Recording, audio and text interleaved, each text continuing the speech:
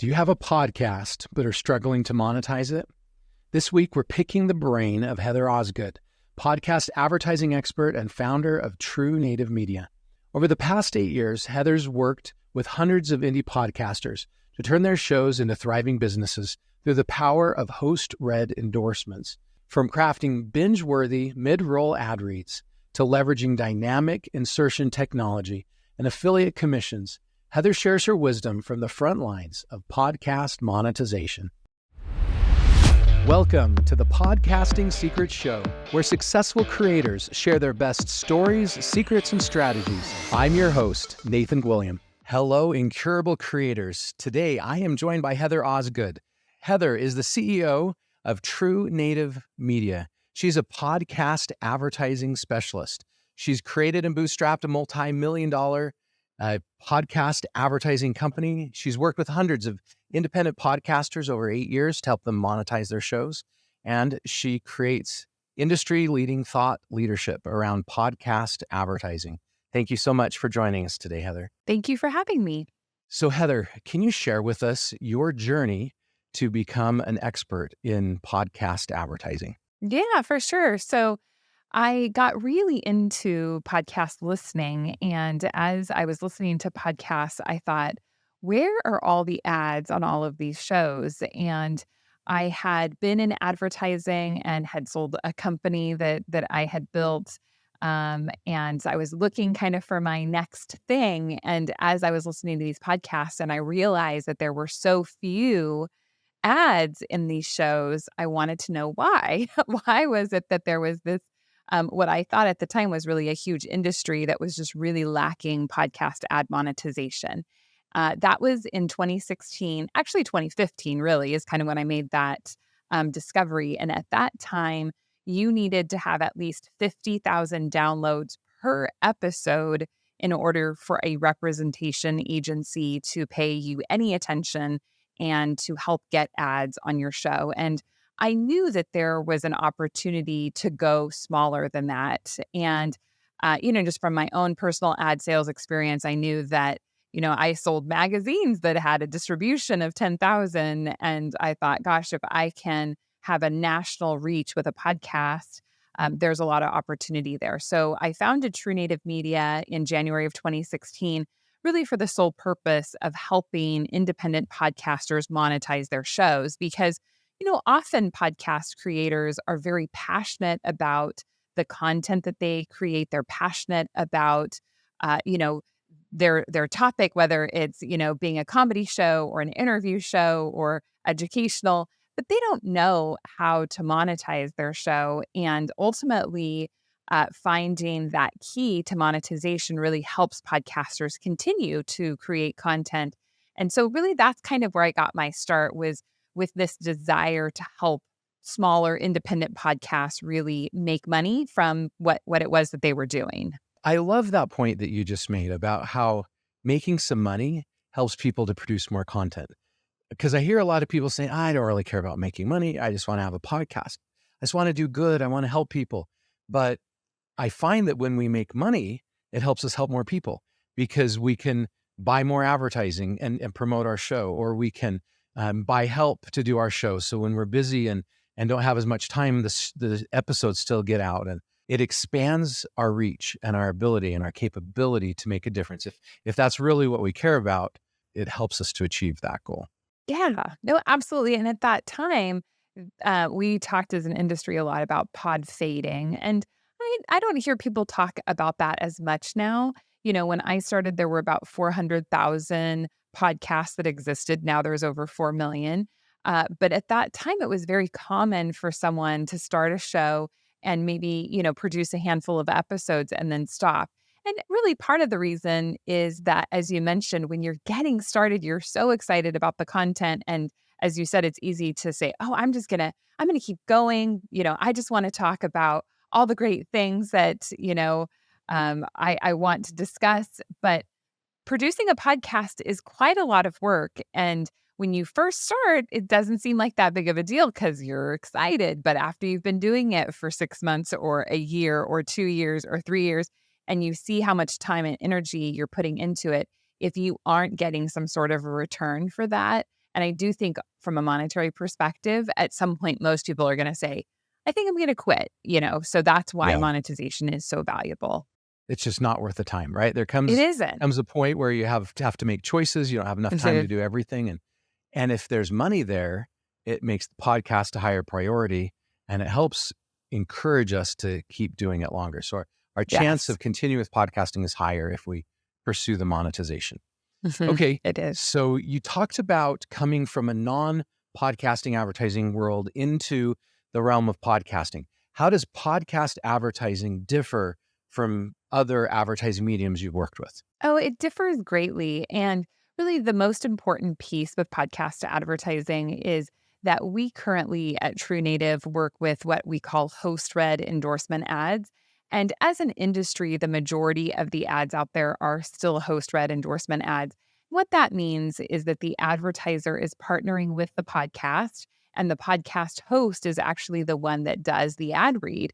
They receive the product sample, they create the ad read, they share the ad with their audience, and there's so much connectivity. So, first and foremost, podcasts are very, very engaging. And, when we just think about content from a broad content perspective, one of the incredible things about podcasts is the listen through rate is extremely high. So, most listeners listen to at least 80% of a podcast episode. And most podcasts are going to be around that 30 to 40-minute range. If you take that time spent with podcasting and compare it to social media, TikTok for heaven's sakes, or YouTube shorts, or, those snapshots of content are very different than I'm here for a reason because I like the content that you're creating. I have been, gone through a couple of hoops to actually get to the podcast. Once I'm there, I'm going to listen. I'm going to be engaged with the content. And then when we put that on top of a host read ad that the listener is more likely to actually like and listen to, the response rate from podcast to advertising can be quite high.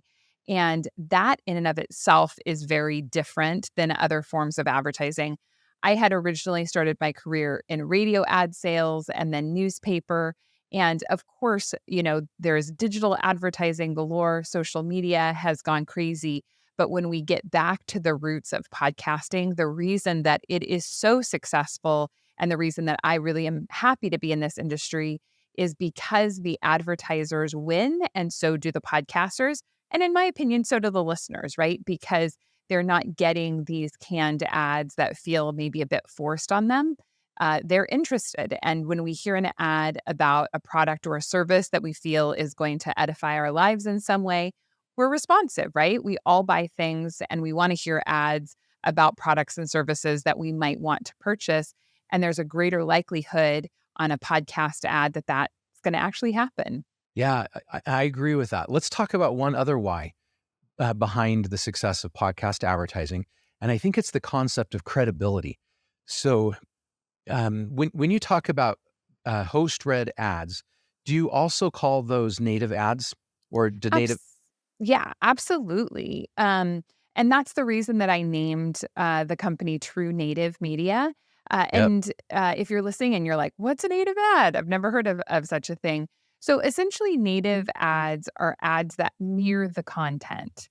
And so, if you were thinking about, maybe being on a website and you're reading an article, if an ad, popped up and it was also written in article form, that would feel kind of native to the content that you're consuming, as opposed to an ad that, maybe had a big picture or a video, right? It's going to be a very different kind of content within, the format that you're consuming.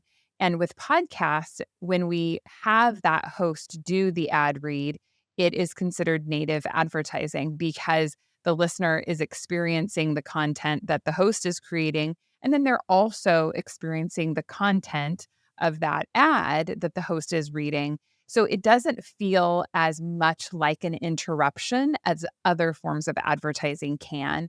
And that's really, I would say, a big win for podcast advertising and a big strength for it. Yeah, definitely. So some of the data behind that, 96% of people don't trust advertising.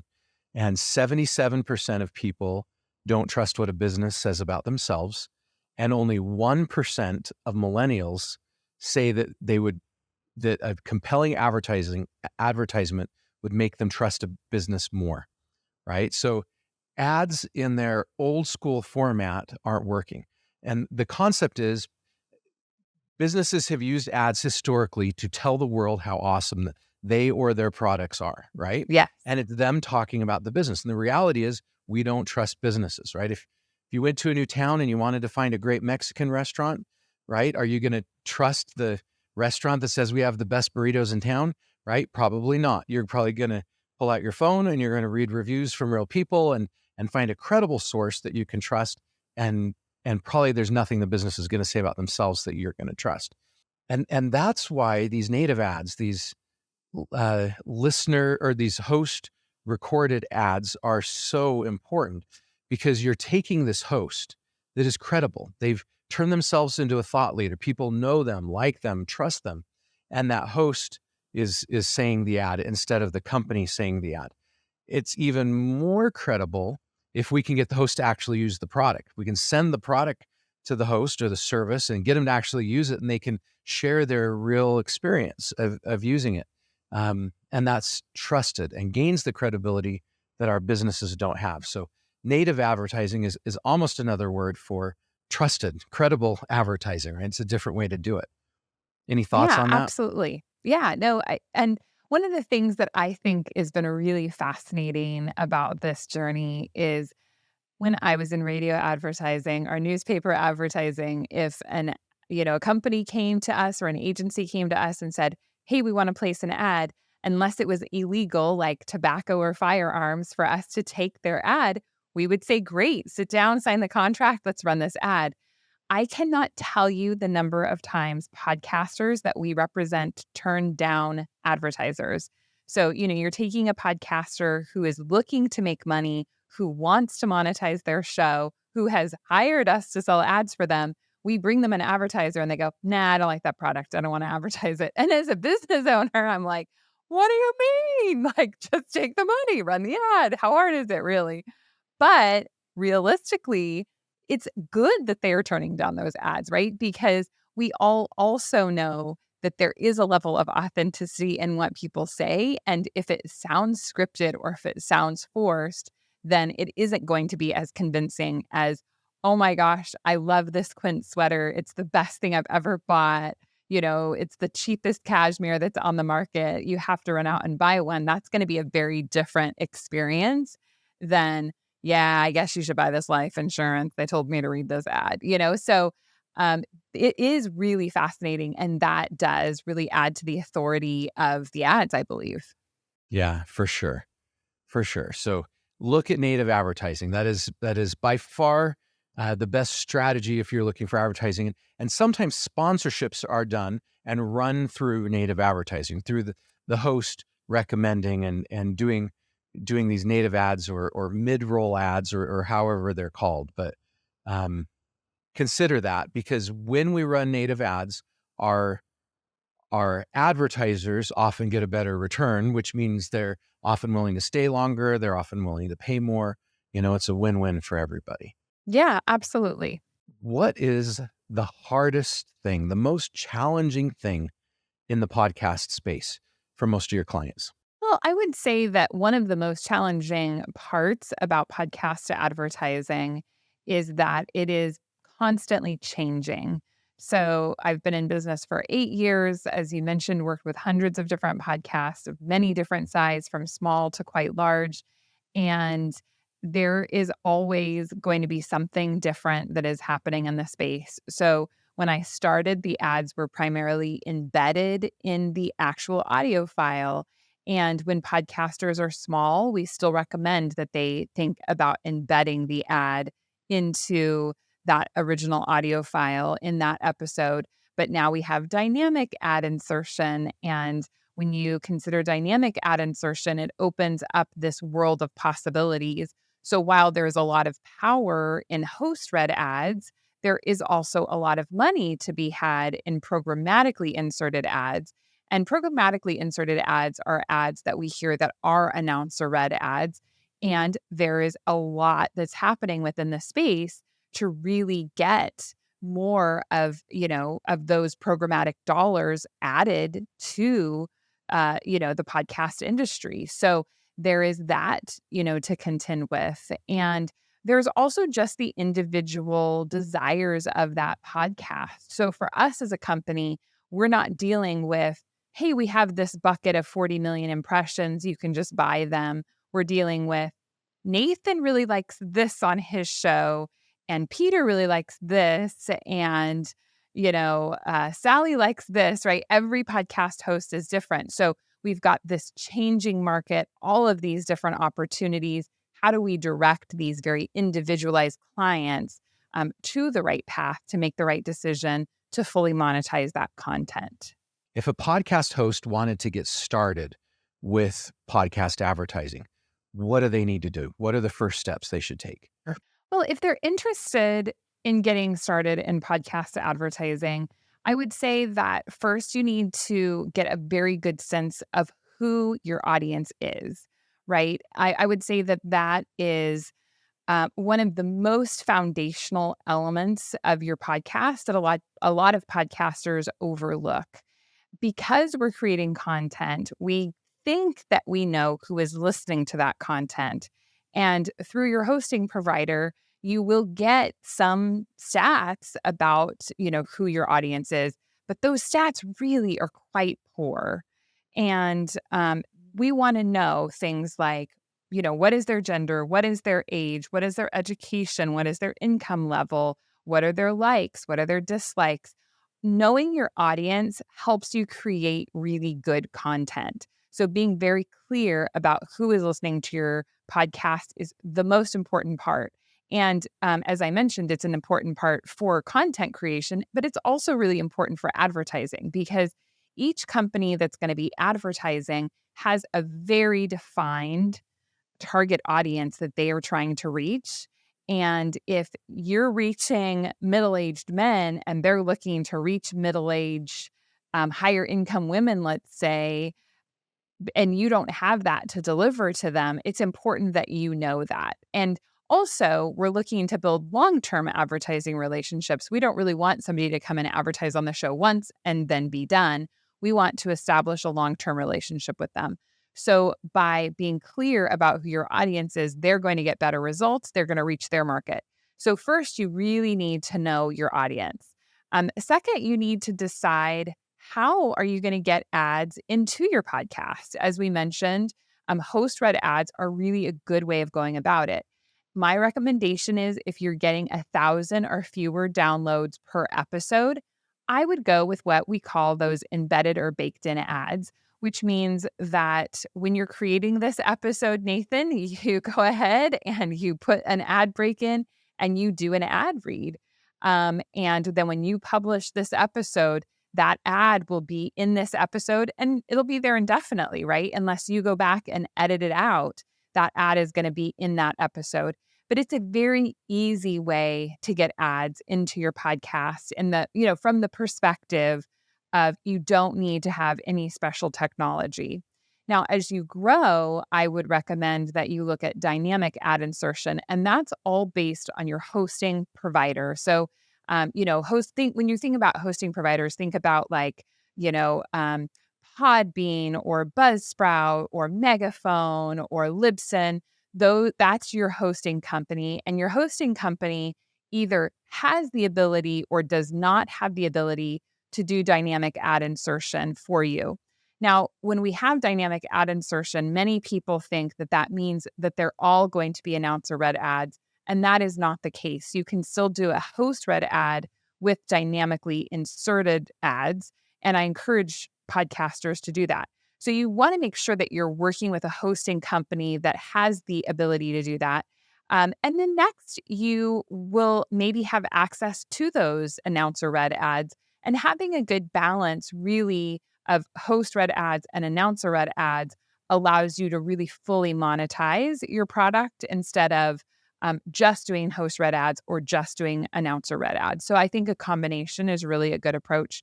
And then, of course, one of the most important pieces is how are you actually going to go about finding these advertisers?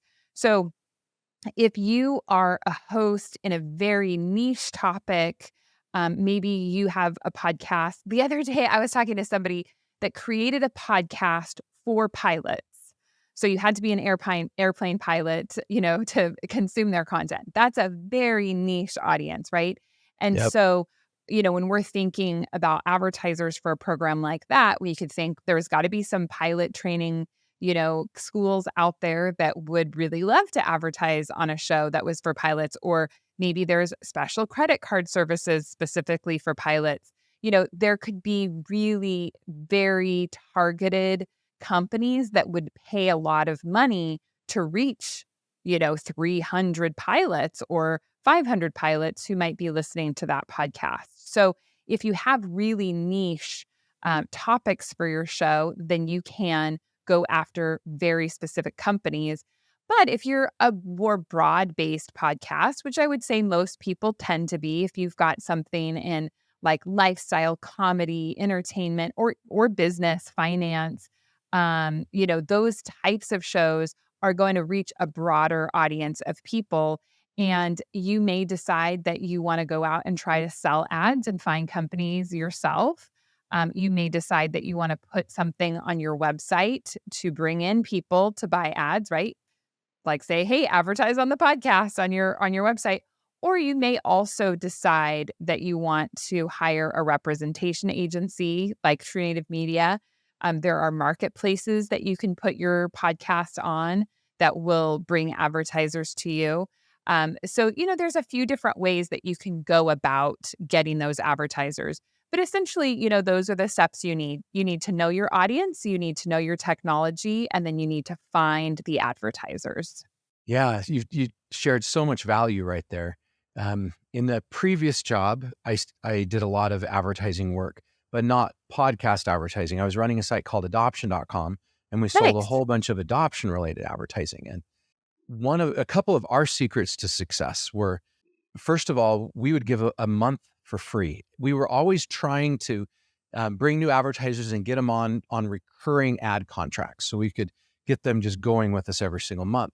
And so we would go to advertisers and we would design their ads for free and give them a free month. And by giving that was kind of our hook. So they would all come and try it. And if we did a good job, then we would keep them and would get them on monthly contracts. So the first secret is maybe give something away for free at the beginning so that they come and try. Maybe give away free ad design, maybe give away a certain amount of advertising for free so they can test it and see some results. The second secret of success that we saw is we did not make people sign long-term contracts. A lot of people want people to sign a 12-month contract or something like that. And we never did that. We always focused on month to month. If you're not happy, you can get out at any time. And as a result, it forced our team to make people happy at any time, right? We couldn't sit on, they're stuck in a 12-month contract. There's nothing they could do. If they weren't happy this month, we had to fix it. And I think it helped us keep people longer. There was one advertiser who was paying us a lot of money, and he advertised with us every single month for 11 years. And I think that was directly related to a month-to-month contract because we had to keep him happy. And we were regularly having to change up the advertising and do what it took to keep him with us. What do you think about terms of advertising contracts? Yeah. So typically, I would say 100% of the contracts that I've signed, um, being in podcast ads, have all been cancelable with 30 days. So it's very, very common that you'll have 30-day cancellation notices. It is important when advertisers are creating campaigns that they get enough frequency to see results. And so, we do try our best to make sure advertisers are getting out there enough. And it's not just like, oh, you ran one ad because, let's say there's a new direct to consumer product out there that, they just launched their site. Maybe it's a unique product no one's ever heard of. If your audience hears an ad one time for that company, it isn't going to be enough to promote action from the audience. So you do have to think about making sure that people are exposed to the advertiser often enough. I will say one of the challenges with audio is that it isn't clickable. And so I do often recommend that podcasters think about bundling content. I would say as an industry, we are certainly headed more in to the content space. So, what I mean by that is everything has been very siloed. So, this is my podcast, this is my YouTube channel, this is my TikTok account, this is my LinkedIn, this is my Instagram, right? And people have my website, people have tended to see them as separate items. And what we are seeing is that there is this convergence of content where it's more about you, the content creator, and less about just your podcast. So advertisers like to have an ad on your podcast and an ad on your website and be included in your newsletter and if you're Right. producing a podcast, you should really have a video. It really should be on YouTube and they can be mentioned in YouTube, right? So all of these pieces are playing together. And not only does it give the advertiser multiple impressions across your catalog of offerings, um, it gives that listener or that audience member opportunity to see them in different places. And as great as audio is, it's not clickable. And so it's really good at creating awareness about a product, and it does create action for product as well. But there is a gap between I heard about the product, I know about the product, I want to buy the product, and oh, by the way, I'm going to say it's from the podcast. So Yeah. advertisers are often looking for their customers to say, I'm buying this product because of this ad, right? I'm buying it because I came from Instagram. I'm buying it because I clicked on an ad on a website. Getting that audience member to say, I'm buying it because of the podcast can be challenging. So you may not have the attribution to be able to see where it came from. Right. And there are attribution tools out there. One thing I did want to mention that I do think is really overused in the space are affiliate programs. So there Yes. are a lot of opportunities for you to go sign up for affiliate ads. And if you've never done podcast ads before, you are going to spend a lot of time out there looking for companies to advertise on your show. You can go and sign up for affiliate programs like Audible, like Amazon, and you can then promote that company on your podcast just as though the company were paying you money, because ultimately, hopefully, they will be paying you money when your audience goes and purchases that product. One of the great things about doing affiliate advertising is that you get a report to see how many of your audience members purchase that product. And the great part about that is there's so much transparency and visibility. Often, when a company is advertising with you, they are not going to tell you, I could be wrong, but I'm guessing that company that advertised with you guys for 11 years didn't say, oh, yeah, well, we just made Yeah. $50,000 this month No, in from fact, your they always ads. told us, "Oh, it's not working very well," and, they always were trying to get the price lower. Yes. That's Yes, right. exactly. So with affiliates, you know what their results are. And so then what you can do, and what I encourage podcasters to do, is sign up for an affiliate program and then create stories and case studies, right? And say, oh, well, we had X, Y, and Z advertiser. Number one, what that's going to do for you is it's going to add to your credibility as a podcaster, because the prospective advertiser isn't going to know that Audible and Amazon didn't buy ads from you. They're going to think, oh, wow, like Audible and Amazon worked with this company, which I guess they're Yeah. one and the same because they're both owned by Amazon. But, you've got these big names. And then you can say, and when we ran a 3-month campaign, we saw X number of conversions for this advertiser. So I think that affiliates are a really good way for you to learn. It's like training wheels, right? You can learn what your own personal abilities are as a podcast host, how to create good ad reads, how to make them convert. And then you can take that to kind of get you to the next level, which is where somebody would be paying you for ads. And to be honest, if you find really good affiliate conversion, you might decide that you want to stick with affiliates, right? If you're making enough money off of those affiliate partnerships, that could be even somewhere you would want to stay. Yeah, I've even seen podcasters as they got bigger, they would go directly to the company and negotiate their own deals at higher rates and with Yeah. some beneficial terms. Yeah. What are the three most important secrets that you could share with our audience that will help them be successful with their podcast advertising? Going back to audience, so being really clear about who your audience is, doing really, really good host-read ads is super important. And we have found that the better the ad is, the better it's going to convert. Longer is not better. Sometimes people think, "Well, I'm just going to make a 5 or a 6-minute ad read for this company and everyone's going to go buy the product." What happens in a 4 or 5-minute ad read is everyone fast forwards because nobody, unless you're Conan O'Brien and you can really keep somebody's attention, most people are going to fast forward because they don't want to hear an ad. I think that that's really important. And then finally, it's important to make sure that you're approaching a campaign to create success for that advertiser, right? And that would be, as we've talked about, you like the product, you trust the company, you think that, you can do that good ad read, but then also you think your audience would want to purchase it and you're going to put them out there in other places besides your podcast. You're going to send them in your newsletter. You're going to, make sure that you're creating a really successful campaign for that advertiser so they'll stick around. What is the number one biggest mistake that podcasters make that they should avoid with podcast advertising, and how do they fix that? I would say that it is expecting that an advertiser is just automatically going to return. There is the kind of punch the clock. I did that, check the box podcaster out there that just does the ad read and says, I did what you said, for me to do. And you got the impressions that I said you were going to get. And now we're done.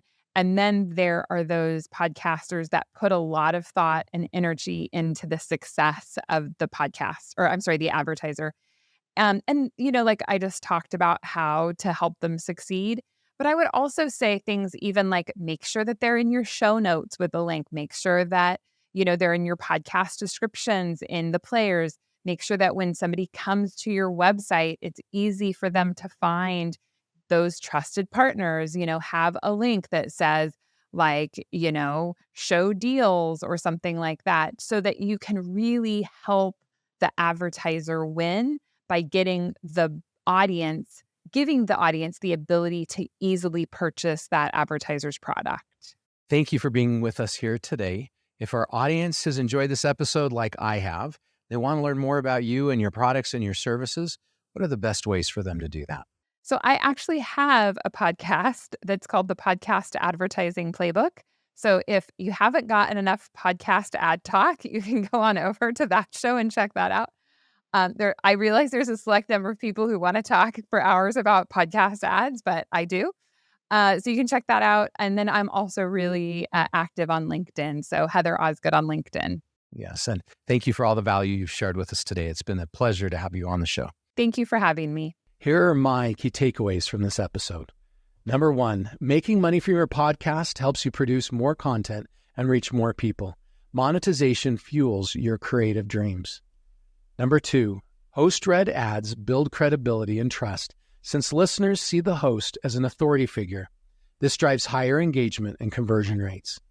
Number 3, the podcast industry is constantly changing. You have to stay on top of new technologies like dynamic ad insertion to maximize revenue.